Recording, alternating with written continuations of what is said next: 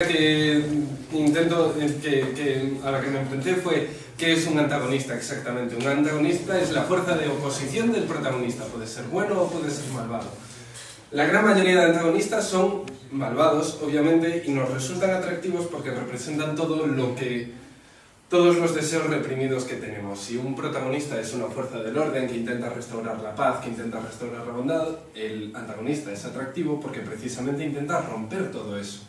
Es algo que todos tenemos de vez en cuando ganas de levantarnos, dar la vuelta a la mesa y cabrearnos muchísimo. Esta complejidad de los antagonistas se ve reflejada en los videojuegos y para mí existen dos grandes tendencias en los videojuegos a la hora de hablar de los malos. Los voy a llamar malos, pero pensad que estoy hablando todo el rato de antagonistas. Por un lado están los villanos mecánicos, y por el otro están los villanos narrativos. Los villanos mecánicos son personajes hacia los que se construye el videojuego. Son los primeros. Pensad en Donkey Kong, pensad en Bowser, pensad en King Dedede, el malo de Kirby. Son villanos que están siempre al final de la pantalla y que te van lanzando sus minions y son personajes hacia los que vas creciendo. Vas consiguiendo habilidades, vas consiguiendo cosas con las que vencerlos. Aunque tu personaje no vaya mejorando, tú vas mejorando con el juego y vas adquiriendo nuevas habilidades. Son villanos que son difíciles de crear. En mi opinión son difíciles de crear, porque son villanos que no se apoyan en diálogo, no se apoyan tanto en acciones. ¿Qué es lo peor que hace el villano de Donkey Kong? Robar plátanos. ¿Qué es lo peor que hace el Dr. Robotnik? Robar anillos. Se basan Dr. Wily pretende la dominación mundial, algo tan extraño como eso. De todas maneras son villanos difíciles de crear, porque son villanos con muchísimo carisma, con un aura de poder a su alrededor. Son muy pocos los que han pasado a la historia del videojuego.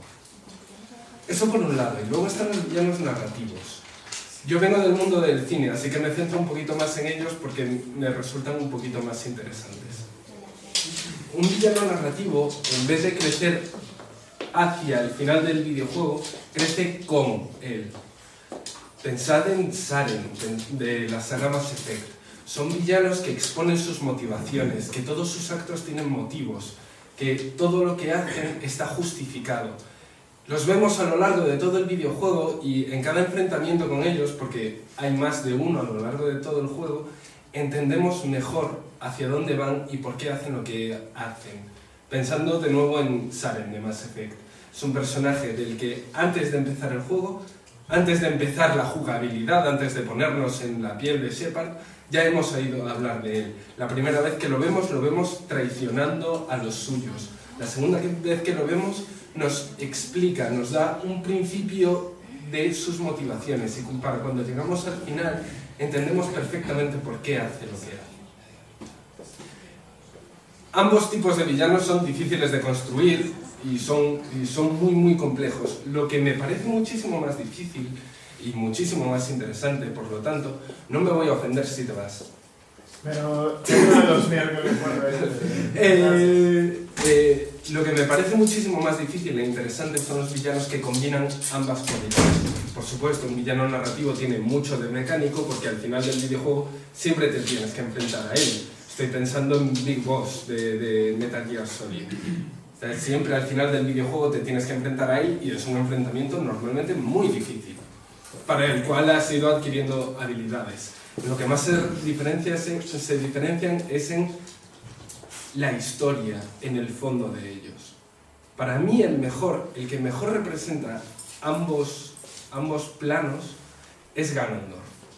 Ganondorf, de unos juegos muy desconocidos que son Legend of Zelda, no sé si habréis, ¿no? ¿Nadie? Bueno, ahora no me da tiempo de explicarlo. Ganondorf empieza como un jabalí en los primeros videojuegos. Empieza siendo un jabalí y empieza siendo un ser movido tan solo por la codicia y por la ira. Quiere conseguir la Trifuerza. ¿Para qué? Para dominar Hyrule. ¿Para qué? Para dominar Hyrule. ¿Qué tontería de pregunta es esa?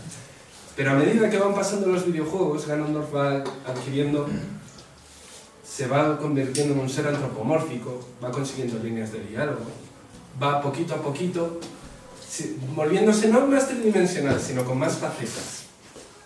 Hasta que llega el videojuego Wind Waker. Wind Waker, Ganondorf no solo tiene líneas de diálogo, sino que además tiene monólogos. Tiene una conversación hacia el final del videojuego muy interesante, en la cual Ganondorf expone que él lo que echa realmente de menos es el viento de Hyrule. Él creció en las colinas de Gerudo, en donde el viento tan solo trae muerte y destrucción.